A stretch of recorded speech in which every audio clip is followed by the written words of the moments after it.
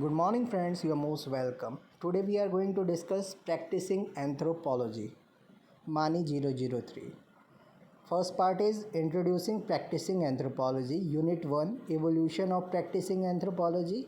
Unit 2 Approaches in practicing anthropology. Unit 3 Challenges and dilemmas of ethics in practicing anthropology. Now we are going to discuss introduction part. Introducing practicing anthropology. Introduction. The block introduces the learner to what practicing anthropology is, how it developed, and the nuances followed in the practice of anthropology. The block has been divided into 3 units. The first unit is called Evolution of Practicing Anthropology. This unit looks into how anthropology and its application began and depicts the path it followed to exist as practicing anthropology in present times. The unit is divided into stages, providing a historical description of how applied anthropology started off as a collector of data to know societies better and gradually evolving into studying societies to design and implement changes. In this description, the debates related to academic and non-academic practice and application has been looked into, and how finally today terms like applied anthropology and practicing anthropology only lie in aspects of nomenclature but not in uses. The second unit is called Approaches to Practicing Anthropology. This unit talks about the gamut of research methods and theoretical know-how used to face and provide solutions for current social, economic, and political and health concerns faced by societies and organizations. In these methods, rather than looking for what is anthropological or what is not, the main aim is to understand of reality and action provided accordingly. The unit informs the learners that collection of information, creation of policy, and putting such policies and plans into action are the core agendas of practicing anthropology. Thus, the methods are designed and manipulated in such a way to provide best solution to communities. In all these, ethics plays a vital role, as what the practicing anthropologist does is directly connected to a group of people or communities, and it is necessary that the the sensibilities of those researched are respected. The last and final unit of this blog thus deals with the ethical concerns associated with practicing anthropology.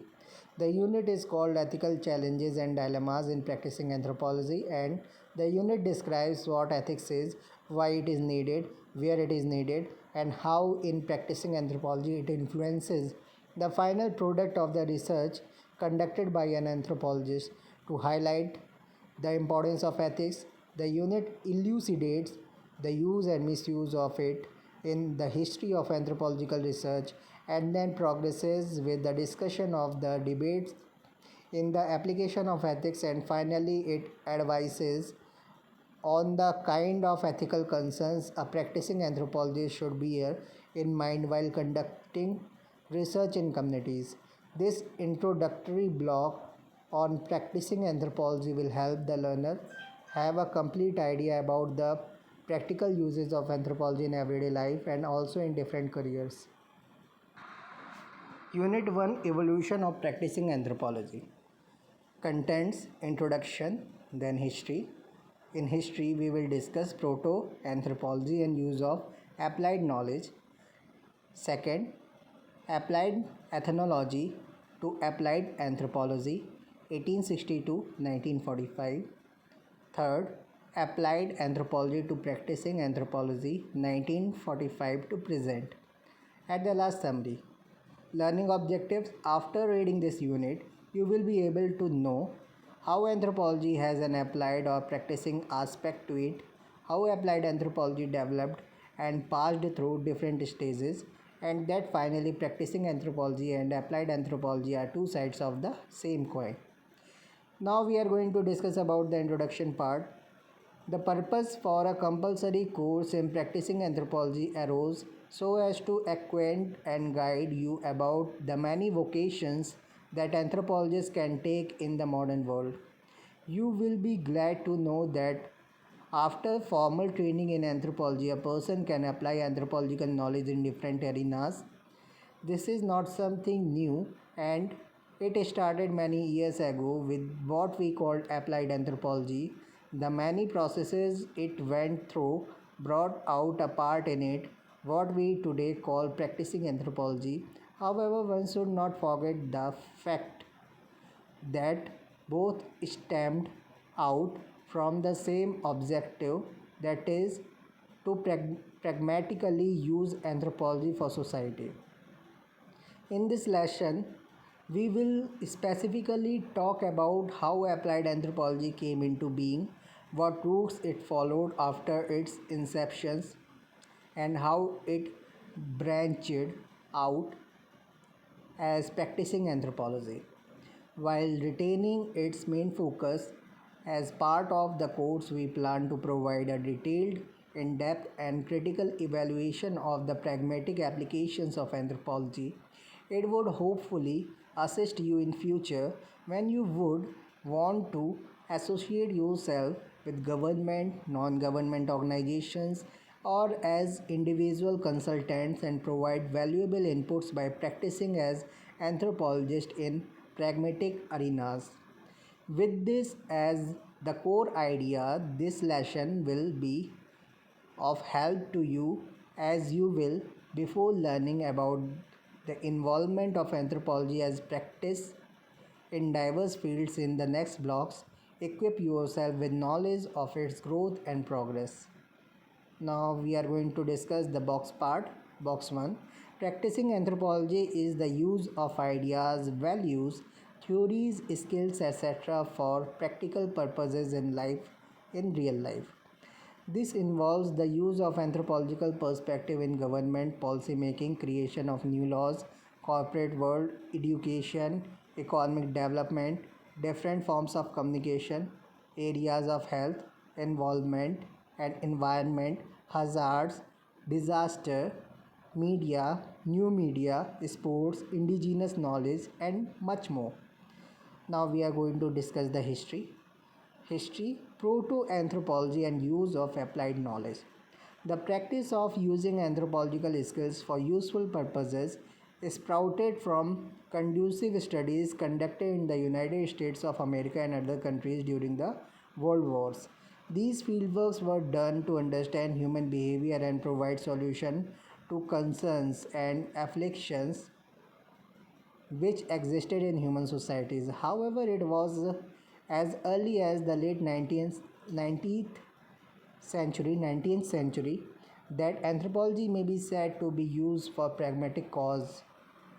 It can be noted that the founder of the Anthropological Society of London, James Hunt, used the phrase practical anthropology in the 1860s to express the pragmatic use of anthropological skills. But before all these took shape, we can still go back to even older stages where events depict to prove that anthropology is a fundamentally a science concerned with the practice and application. Herodotus 485 to 325 BC, a philosopher who has influenced the beginning of anthropology as a discipline, is undoubtedly one of the original documenters of the cross-cultural description.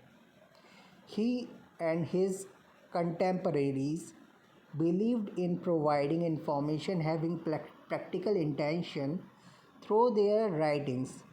Much later, in a completely different period, the same methodology of gathering information about the population was used to facilitate proper administration of the area or of an area. The appointment of Buchanan, Francis Buchanan in 1807 to the East India Company is a good example. Sachidanand, 1972, his task was to learn and document material on the ways of the life in Bengal, India. During the period of the British regime, such methods of studying the natives became quite popular as it professed to use the knowledge for the betterment of the local inhabitants. Establishments like Aborigines Protection Society 1838 were started in London, which through investigation of native culture offered them social services. Keith 1970, reigning 1962. Initial ethnological work like that of Father Joseph Lafitau, who documented the life of people Mohawks, Mohawks, Mohawks, residing in New France in North America, led to a rich collection of custom and rituals. Fenton and Murray, 1974. In terms of policy research, an early example may be that of Henry R. Schoolcraft, who was assigned by the United States government to collect data on the history, conditions, and prospects of Indian tribes in the US. The material is a report from 1852 to 1857 based on which the United States government made policies for the Indians. Though professionally, Schoolcraft was an administrator. With the development of anthropology as a discipline, he came to be known as an ethnologist as well. In fact, he is one of the initiators of the American Ethnological Society. William Duncan, another missionary, worked significantly towards social reforms of the Indian tribes. One such program was to provide training to colonial officers by giving them ethnological knowledge of the Indian for better administration. Barnett 1969. European countries like Great Britain and Netherlands too offered such programs in 1806 and 1819 respectively. In this proto-anthropology stage of application, though we have learned about the above examples as anthropologists of today, there is little we can gain in terms of methodology of real research. Their documentation was inadequate and includes nothing to be taken as a base on how applied studies are to be conducted. The only part which cannot be denied is its applied aspect, thus providing that anthropology has its beginning in application and practice. Applied Ethnology to Applied Anthropology 1860 to 1945. Applied anthropology is in its formative years as a distinct discipline started with anthropologists as research experts offering their knowledge of findings to government or private funded administrative initiatives. This was done for the establishment of administration of power in colonies. But the same design of working was used later for development programs. Anthropologists provided information to the government in policy making and solving of issues. Therefore, it is not surprising that it was the British during their colonial regime who formally employed anthropologists for practical purposes. Foster 1969.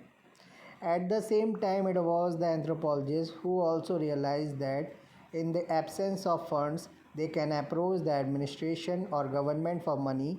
In this way, they were able to conduct their research in the field and also provide the rulers with the data they needed. Cooper 1983.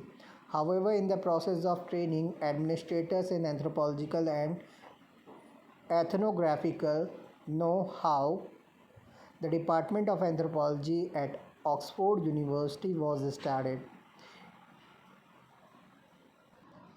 It was only in 1908, under the rule of British, that anthropologists were financially supported for proper academic research. This research was done under Northcote Thomas in Nigeria and was called a government anthropologist IBID.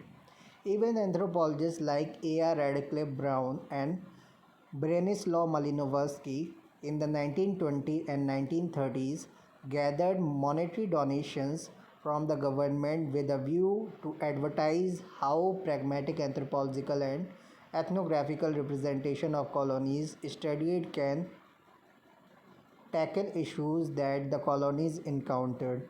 But Cooper 1983 is of the view that this was a grab really and the main intention of the anthropologists was to assure themselves a good research funding. Nevertheless, it worked on both fronts. As far as the United States of America was concerned, it was only in 1934 that anthropologists got involved in actual official administrative applied work with the Indian Reorganization Act of the New Deal and the Bureau of Indian Affairs BIA. Anthropologists at that time offered their service on how the government should work on reservations for the Indians and also gave suggestions on the creation of the tribal charters and constitutions. Foster 1969. John Collier, the then commissioner of the BIA, Bureau of Indian Affairs, can be said to be the man behind involving the anthropologists' proficiencies in the public sector. In the 1920s, when the government got interested in projects related to the public, applied work in archaeology began. Fiske and Chambers 1997. So, from the above deliberations, we can clearly state that applied anthropology acts as the basis for the growth of the discipline's setup. The term applied anthropology was used for the first time as an explanation of an agenda in Oxford University. During this period, the approach used by the anthropologist was value free. This can also be seen as the application of the first professional code of ethics in anthropology, Mead, Chappell, and Brown 1949. Before World War II, the debate that anthropologists put forward was that they could not put themselves in any role other than acting as consultants for administration. It meant compromising with the value free stance that they advocated. Colonial service training, like the kind introduced in the Netherlands in the late 19th century by the British, was also started in the then Union of South Africa in 1905, Forde 1953, Anglo-Egyptian Sudan in 1908, Myers 1928, Belgian territories in 1920, Nikaise 1960, and Australian mandated New Guinea in 1925. The British employed anthropologists as consultants and they were found in the military, Foreign Office, Colonial Office, and India Office, thus increasing interest in ethnological learning. So we find considerable growth of applied anthropology in the applied ethnology period. The literature to which were published during this time were the result of applied research. We can cite ethnographies written by British anthropologists on Africa and the Pacific and American anthropologists on North and South America. United States in the US, applied anthropologists employed in the abundance with the setting in of the Great Depression and the New Deal as the need for data by the government increased manifold. But anthropological employment reached a boom with the coming of the World War II. During all these periods, anthropologists became involved in many problem sphere and political backgrounds. In the process, other than focusing on the collection of general ethnography, they also concentrated on research on nutrition, education, migration, cultural contact, etc., and many more areas. This occurred both in the United States and in Britain.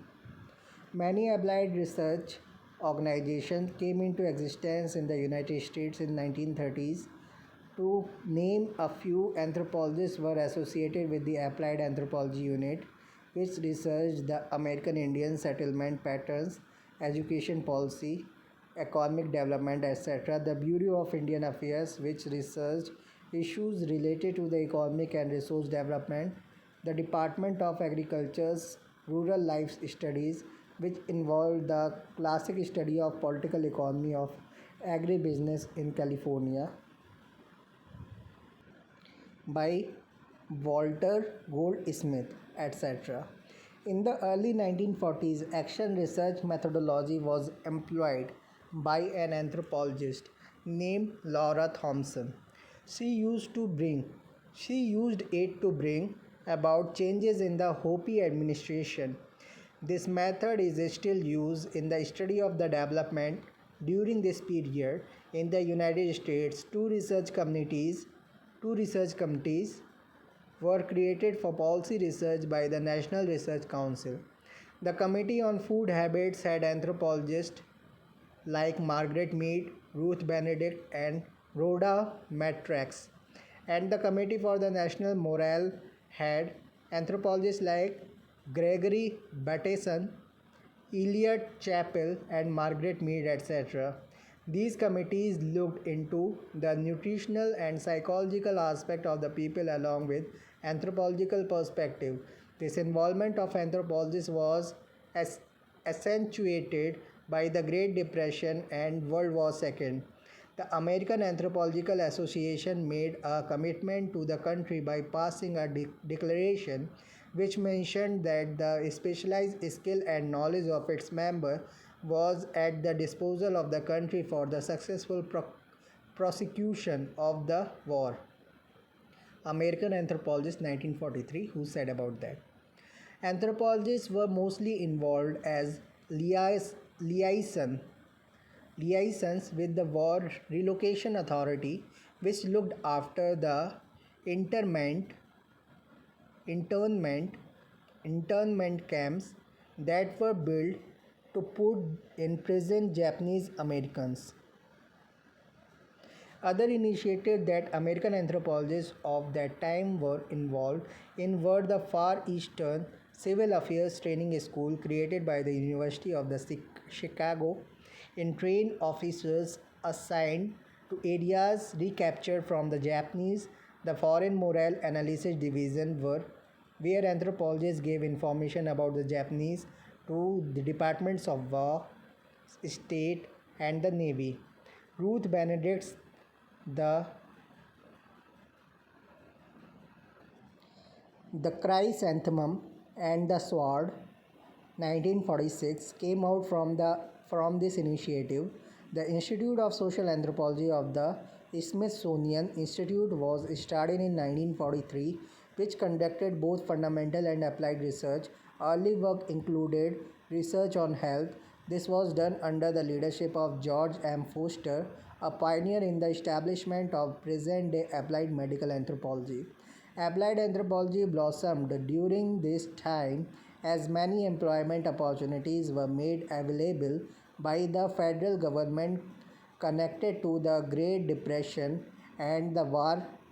Many publications like handbooks related to war came out. The most noteworthy result of this growth of anthropologists was the creation of the Society for Applied Anthropology SFAA. This development has been mentioned by Spicer as one of the most important events in the development of anthropology in the 20th century, 1976. When SFAA, Society for Applied Anthropology, started, it concentrated on basically bringing together anthropologists who had done considerable applied work where they propagated the use of anthropological theories pragmatically. They published the much popular journal Applied Anthropology, which later came to be known as Human Organization. Society for Applied Anthropology SFAA aimed at working towards creating professional identity for anthropologists. However, if we look at the entire scenario of the roles anthropologists played, they did not extend beyond being a policy researcher or trainer. This meant that There was no significant change in terms of roles from the earlier applied stage. Britain, with the coming of the World War II and also substantial changes in the colonial policies, the environment of the 1930s and 1940s saw clear modification. The British were being taunted for not giving attention to the economic development of the colonies.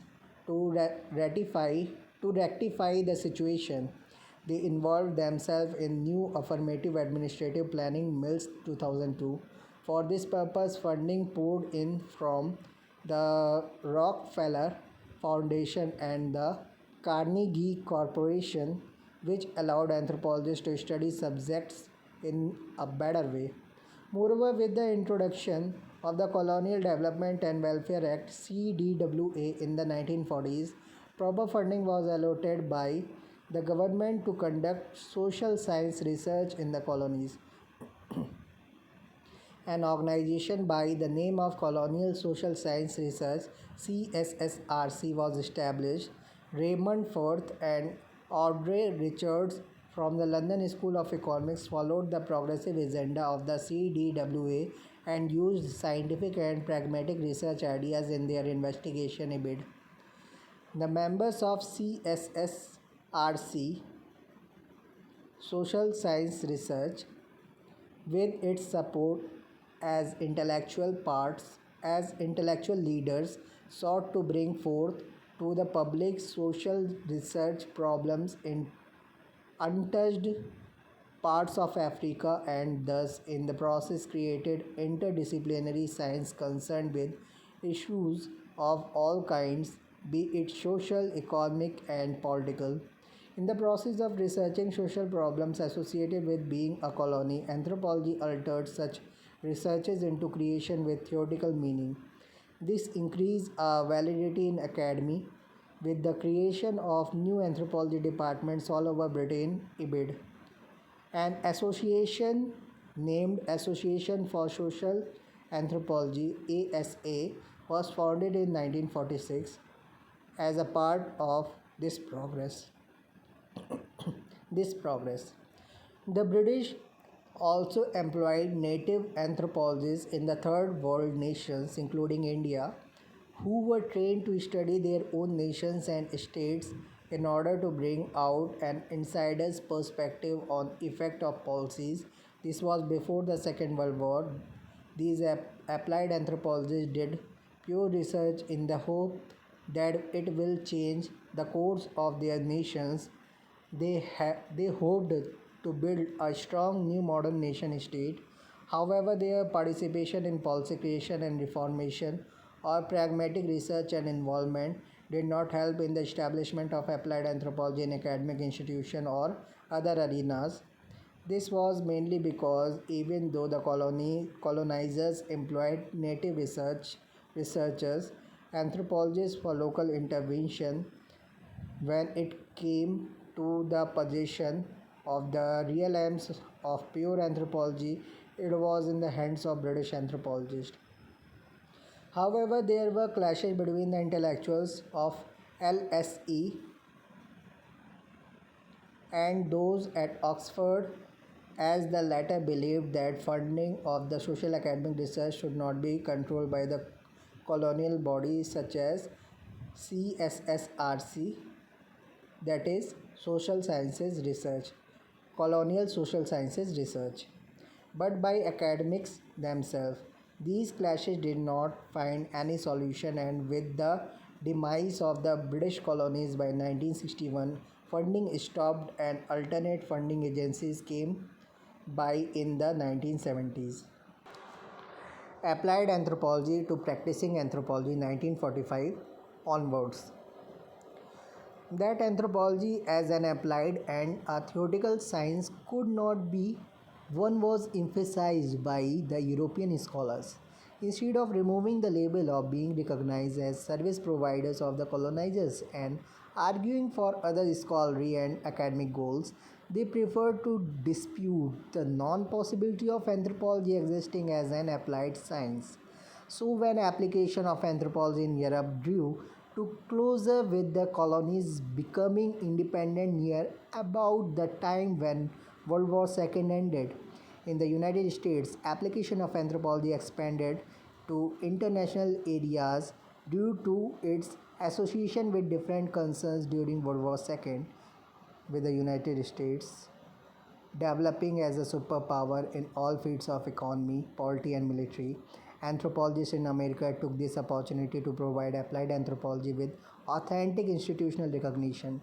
It is obvious from this that a separation between pure anthropology and applied anthropology too occurred in America. However, it did not have the similar regions as that seen in Europe.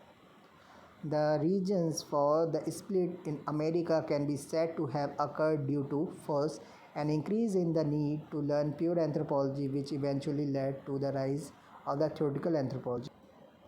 Second, questions related to the knowledge, meaning, moral, ethical, and political concerns connected to application of anthropology. And third, development of organization which allowed job opportunities for non-academic practitioners with anthropological skills, which also somewhat made a faint shift in the description of what applied anthropology meant in the United States. These new vistas did not allow pure and applied anthropology to solve contemporary problems of the society together.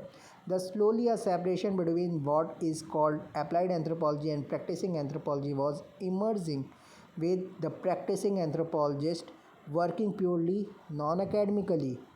After the war, anthropological knowledge was mostly used in government and private sectors.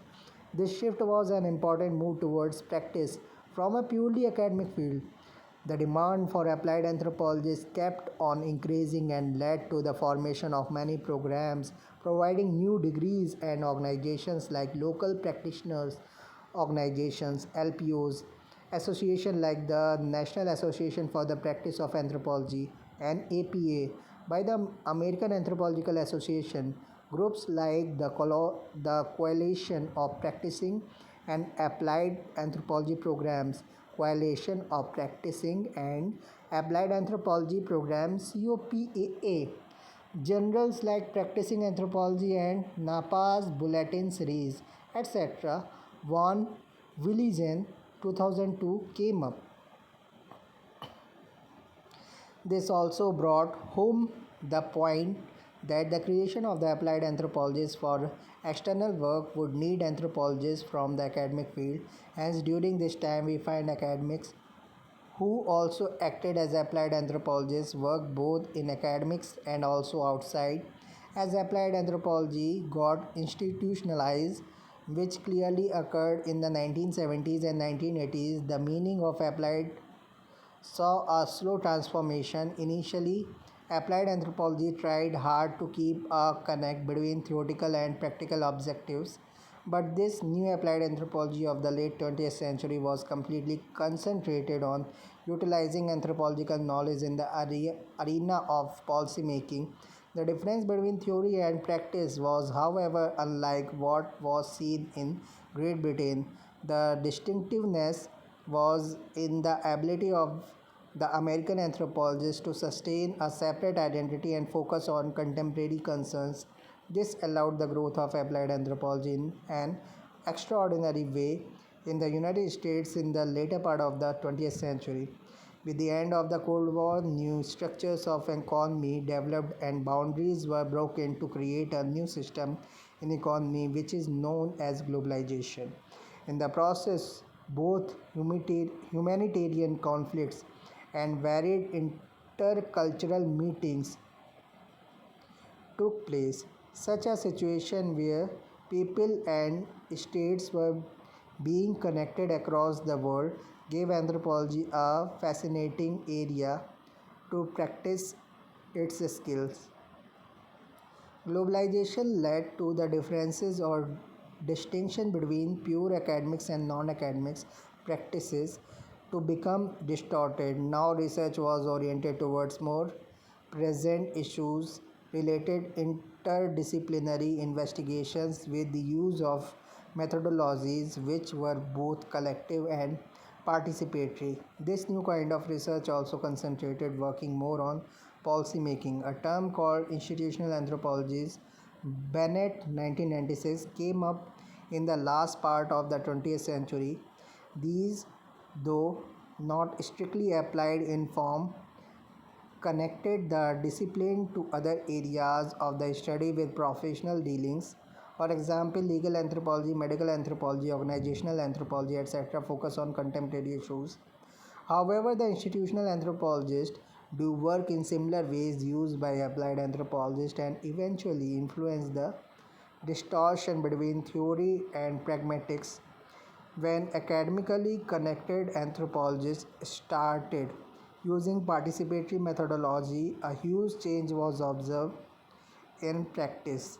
The first person to use such participatory method in order to work for the community was Paulo Freire from Brazil, Greenwood and Levin 1998, Waller, Steen, and Duran 2003.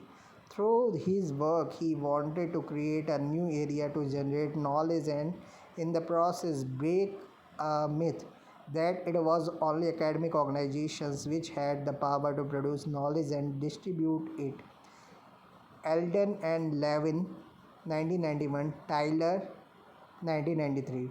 This method of participatory research was deemed as a novel tactic in anthropological investigation.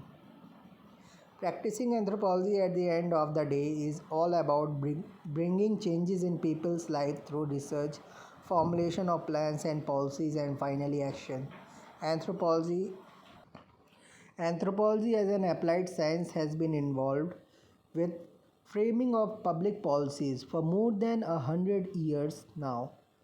Anthropology, and more so the arena of practicing anthropology, is no more about just accumulating knowledge of cultures and have an understanding of them.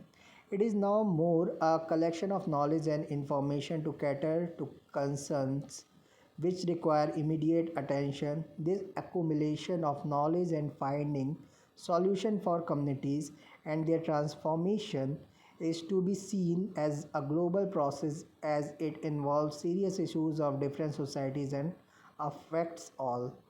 In this setting, the students would learn skills that will allow them to use as methodologies and techniques in future when they opt for careers other than academics.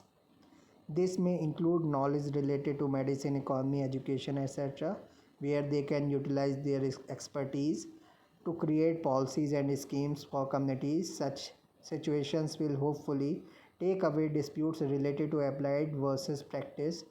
With practicing anthropology methodologies, with practicing anthropological methodologies, the use and help of multidisciplinary subject can also be seen to be of immense utility, as concerns and issues can only be solved by collaborating with different levels of knowledge.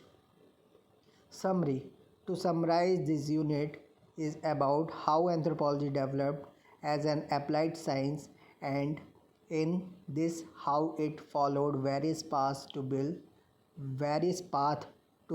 itself as applied anthropology and later on as both applied and practicing anthropology.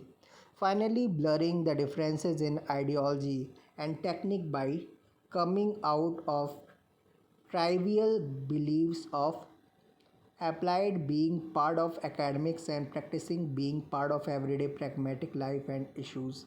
Both today complement each other and exist as one, with only the difference being in the use of nomenclature. This unit shows how applied anthropology was initially about collecting information about societies to know more about them and, if possible, to offer them assistance. Gradually, it became a way to study societies to help administrators or colonizers manage their colonies conscientiously. This kind of collection of data, as time went by, led people with a background in anthropology being offered jobs, like, for example, after the Great Depression and the World Wars, to understand the situation of affected people and offer them assistance by governments concerned. In this entire process, debates and arguments started arising between academics and practitioners, where academics considered themselves to be superior in the dissemination of knowledge. However, with changing scenarios and the need of tackling varied global concerns in present times has made the separation between applied and practice indistinct.